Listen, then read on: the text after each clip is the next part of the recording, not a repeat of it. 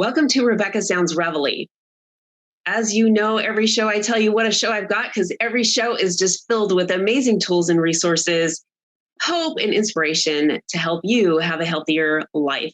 And also to share those kinds of things with people you know that can make significant difference in the things that they do daily and over their long haul. Today with us, we have a guest who is an executive and career coach, as well as CEO of Terry B. McDougall Coaching. And I want to emphasize coaching. We'll go back to that in a little bit. What's incredible about Terry is she really focuses on helping high achieving professionals remove obstacles that are keeping them stuck. And many of us know what it's like to be stuck. And we need someone that can give us some tools and guidance to get us over those hurdles so that we can have more success and satisfaction in our personal lives as well as our careers. And before she became a coach, this is so interesting because she was a longtime corporate marketing executive. Listen to that, because this is where she led teams, she developed strategies, and she advised, wait for it, senior leaders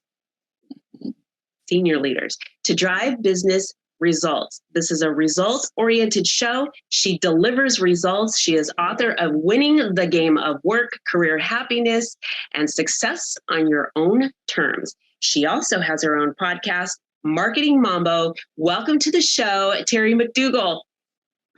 Rebecca, thanks for having me. I'm so excited to be here. I am delighted that you're here because you and I share so many just soul ties to what we're all about. And that's really delivering things to people so that they can move forward. And when we see results in our life, whether it's personal or professional, I've got to tell you, things begin to change. And if it starts in professional, it'll carry over to personal. If it starts in personal, it carries over to professional. Tell me how you got started. Oh my gosh, how did I get started? I feel like I've been on a lot of podcasts and I've been asked that question about how I got started in coaching. And the more I told the story, the further back I realize it goes. I am the oldest of 4 sisters. And so, even in childhood, I was the big sister. I was helping my younger sisters to do things. If I learned something, I was teaching them. And that kind of carried on through school. And even when I got out of school, I would help people with their resumes. Or people would just be drawn to me to talk to me about their issues and problems and challenges. And I just always loved listening and strategizing with them on how to get the goal that they were going after. It just was fun to me. And then I had a long career in the corporate world, and I was a very ambitious person, but I also was first generation college graduate. So I didn't really have anybody that was close to me that could be a guide to say, hey, let me show you the ropes, of how you advance in the corporate world.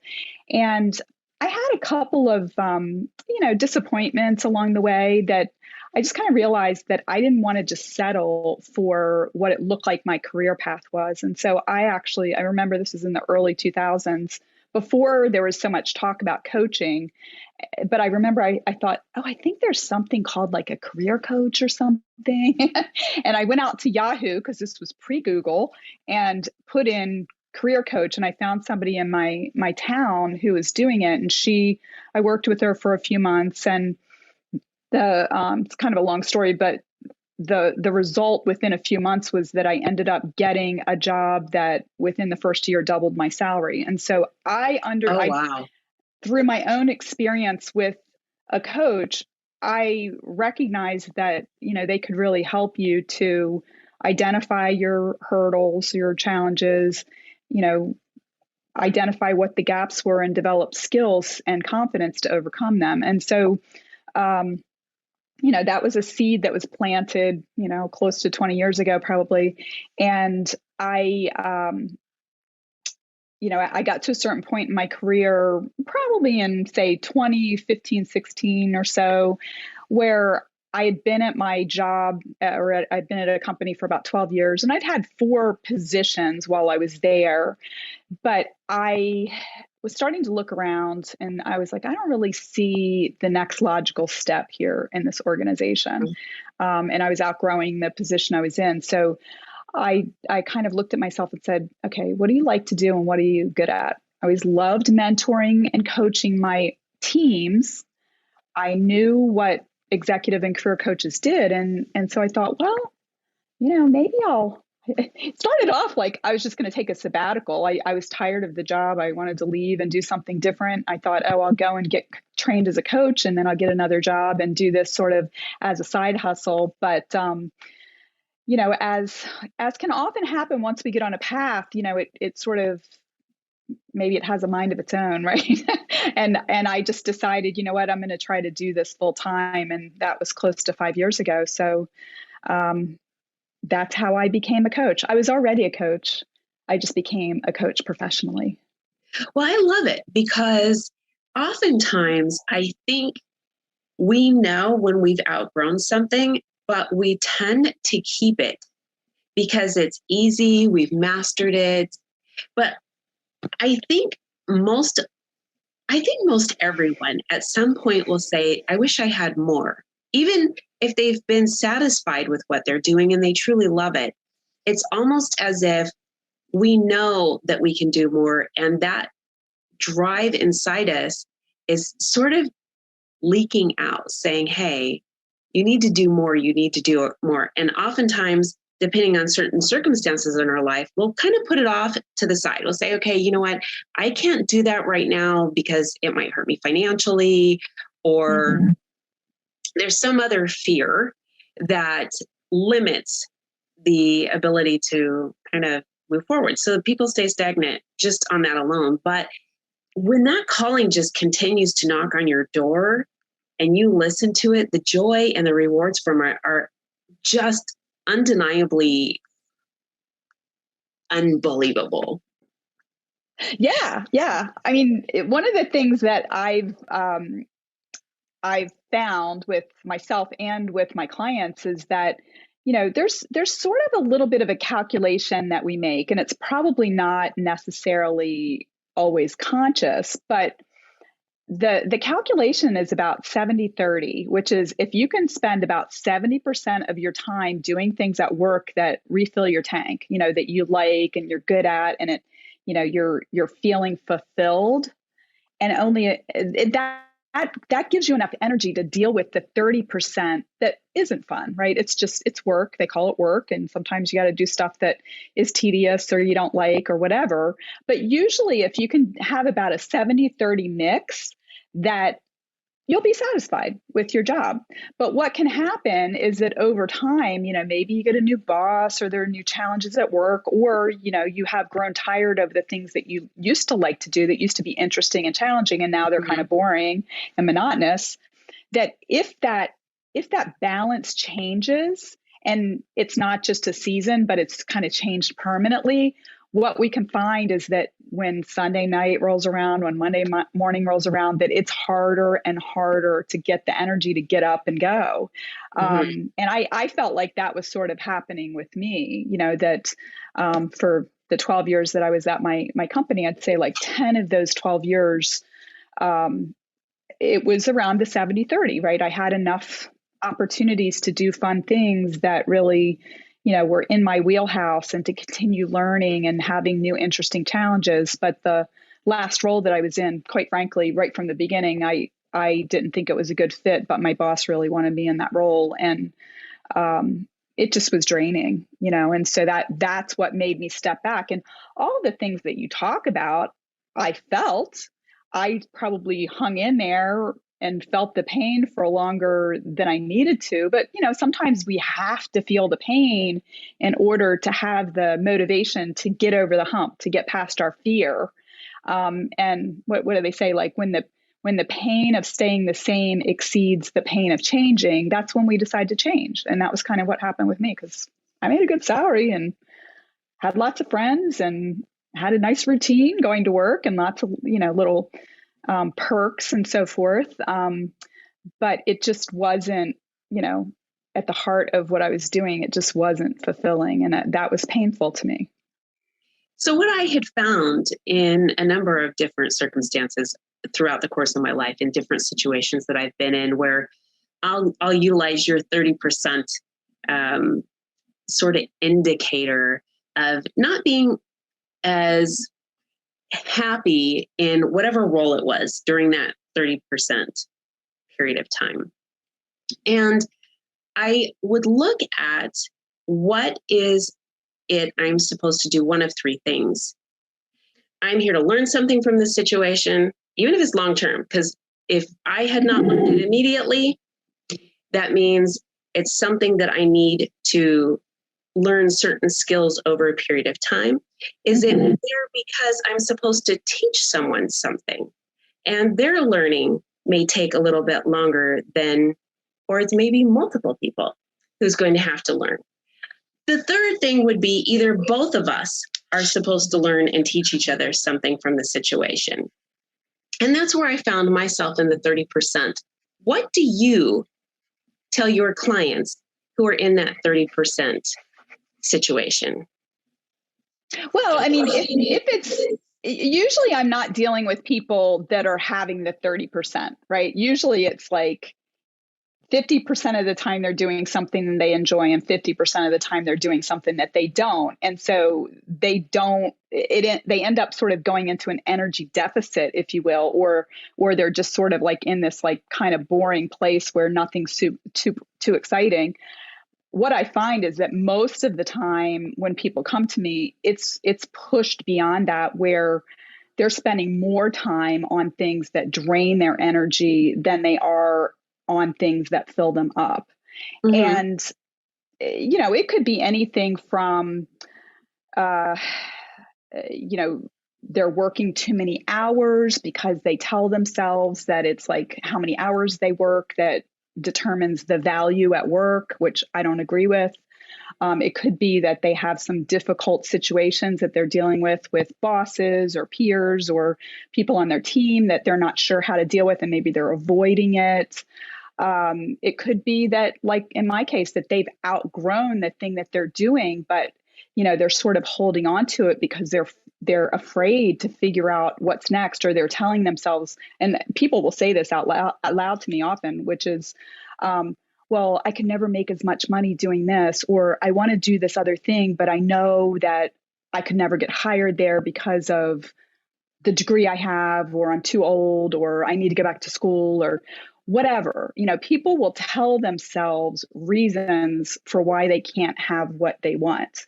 And, I always say, like, the first thing you got to do is get clear on the thing you want, which sometimes that's not easy. But once you do figure out what you want, you got to come up with the game plan. Like, if we accept that this is the thing that I want, and I'm at point A and that's point B, what's that roadmap look like to get there? And sometimes we don't know what the whole roadmap looks like, but it's sort of like, I'm in Chicago. If I'm going to drive to California, I know I've got to get on a road heading west, right? So that's like the first step. And I'll probably figure more of the journey out as I go through it, but you got to get started at some point. And then, sometimes we'll also recognize that, okay, there's gaps that I'm going to have to deal with. So for example, if I have a car that has a flat tire, that's a gap. I'm going to have to go and get that fixed before I can start on my journey. Right. But, sometimes people are just sort of afraid to even look at it because their belief is that, maybe I'm not worthy of having the thing that I want. And we've got to start right there and say, absolutely, you are. If you want it, you're worthy of having it. And are there techniques that you use to help work on someone's self-esteem, or if they're in a sort of unhealthy mindset at the time? Yes, there's a assessment that I have all of my clients take, and it's called the Energy Leadership Index Assessment. And what it does is, through a series of questions, it helps to identify subconscious beliefs that people have that can hold them back from reaching their goal. And once they take it and I, go through the evaluation, I'll have a series of questions that will do a deep dive into the things that kind of pop up as their subconscious beliefs. And the whole purpose of this is to, go down into that subconscious and pull those things up to the level of consciousness. Because once we can recognize, like, oh, I always do this thing, or I never put my hat in the ring for a promotion, or I, let my peer talk over me in meetings because, maybe they remind you of your brother and your brother was the favorite child in the family. And so you believe that you have to let that happen. But when you raise those beliefs to the surface, we can really examine them to say, like, okay, you came up with this belief at a time in your life when it served you. Mm-hmm. But very likely things have changed since then, but you haven't kind of updated your software, if you will. And so this is all about identifying those glitches in the operating system, finding them and then deciding, like, what do we want to replace here, right? So it could be, if your brother was the favorite child in the family and ever since then you've sort of allowed men to talk over you because that was what was accepted in your family and that's what you needed to do to get along when you were 10 years old. Well, you can step back and say, well, I'm 35 now and, I have a great job and I'm very, I don't want to play second fiddle to the guy that sits in the cube next to me, right? So we can say, hey, I'm worthy of being heard, right? So we could maybe change that belief. And then when that situation comes up, it doesn't happen automatically. But when we find that we're following that belief subconsciously and we're starting to do the thing that hasn't served us, we can step back and be like, whoa, whoa, whoa, whoa. I'm not finished talking right now. Let me finish, right? Because we start to think like I'm worthy of being heard. So when you hone in on someone's key indicator of a belief system that you think should be changed, mm-hmm. how much time would you say is involved in the behavioral therapy aspect of what you mm-hmm. share with them before mm-hmm. they start seeing some positive results?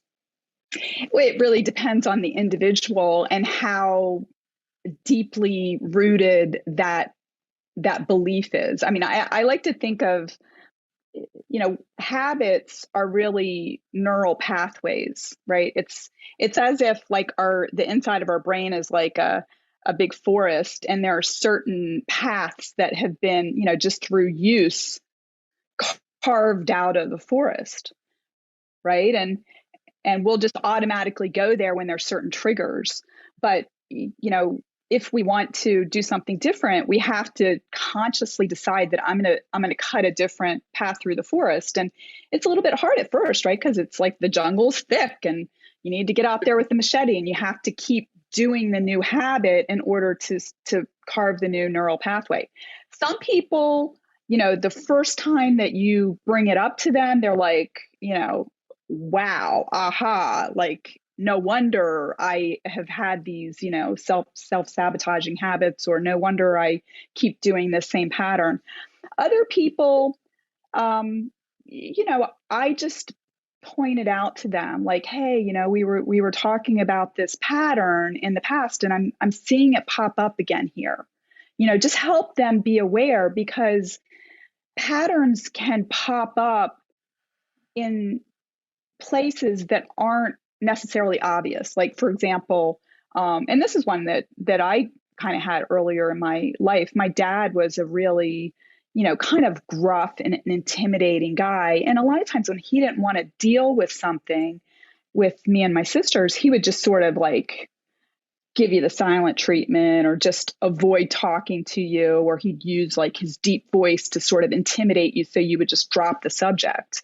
And so, I did feel intimidated. I was this kid, and so later in my life, when I would deal with these like big men, very masculine men that had deep voices and maybe reminded me a little bit of my dad, I would shrink back a little. And at some point I recognized that, and because I could tell the feeling, and I was like, I don't like how this feels. I don't like this is not how I want to be perceived. I don't want to be perceived as a shrinking violet in the corporate world. I had bigger ambitions. And so I had to, step back from it and say, well, yeah, that guy reminds me of my dad because he's big and he's got a deep voice, but he's not my dad. And so it doesn't make sense for me to respond to this person that maybe I just met the way I would respond to my dad. Like I can choose to show up differently. And at first it can be scary, right? Because I actually think that this kind of gets down into us at the cellular level, right? That we, or even at the gut level, that if something feels risky or feels scary, a lot of times our gut is the first thing that reacts to it. And then we just do some behavior. So it takes a little time and a little effort and courage to do something different. But once we do, and, dad doesn't, or dad, the guy doesn't spank us like maybe my dad would have done. Right. I mean, this is ridiculous, right? Like if you're at work, nobody's going to spank you. Right. But you're not looking at it consciously. You're just responding to it subconsciously because that little 7-year-old girl from, in my case, like 1971 is, I'm kind of going back to an earlier coping mechanism so it's fascinating. It really is. And it sure sounds like it is fascinating. And you have a successful coaching business where people can come and they can identify some things that are keeping them in a position where they're not being able to move forward at the rate that they want to, or maybe even not at all. And so you have a really key structure on being able to zero in on that and also help someone in a direction that's going to move them really healthy. If someone wants to get in contact with you, how can they get in contact with you for coaching plus what you offer as far as on your show? Yeah, well, they can reach out to me through my website, which is terrybmcdougall.com. I'm also active on LinkedIn, and my handle on LinkedIn is Terry B. McDougall. My book, Winning the Game of Work, is available on barnesandnoble.com and on Amazon worldwide. And then my show, Marketing Mambo, I say I chat with marketing movers and shakers from around the world. I'm typically talking to people who are leaders within the marketing world or advertising world. And you can check out Marketing Mambo at marketingmambo.net or on any of the podcast platforms. Well, excellent. I want to thank you so much for being here and for the work that you have committed yourself to do to really enrich the lives of others and give them so much that they're going to be able to use both tangibly and intangibly. You are just golden in what you do. Thank you so much for being here. Well, Rebecca, thank you so much for having me. I really appreciate what you do as well. Thanks. And I want to thank you for all tuning in to another episode of Rebecca Sounds Reveille. We're excited that there is so many things that you can learn. And when you absorb the things that you learn, your life can really, really move in a direction that is so much healthier. The really neat thing about the show is you can always replay this. So if there wasn't something that you quite caught that you want to go back in, you can do that with us. And Terry's got so much insight.